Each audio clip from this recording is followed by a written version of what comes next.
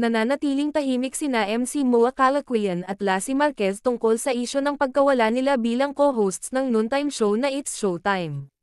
Dahil dito, sari-sari ang mga haka-hak ang kumakalat.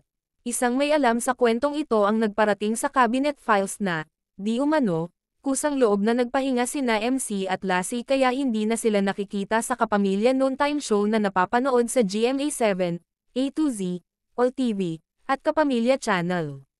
Malakas ang hinalang maaaring may kinalaman ang paninitan ni Vice Ganda kay MC sa outing nila sa hindi na pagsipot nito at ni Lassie sa It's Showtime. Naging kontrobersyal at pinag-usapan ang vlog ni Vice na kinunan sa Coron, Palawan, dahil sa kanyang paninita kay MC na hindi marunong makisama at palaging huling dumarating sa kanilang mga pagtitipon ng magbakasyon sila sa naturang lugar. Gaya ni na MC at Lassie, nananatiling tahimik si Vice sa isyong ito. Hindi naman nakaligtas sa mga batikos si Vice dahil sa masasakit at maaanghang na salita na kanyang natanggap mula sa mga nakikisimpatya sa kanyang mga kaibigan. May mga kumampi sa inasal ni Vice, pero mayroon ding nagsabing mali ang kanyang ginawa dahil nalagay si MC sa alanganing sitwasyon.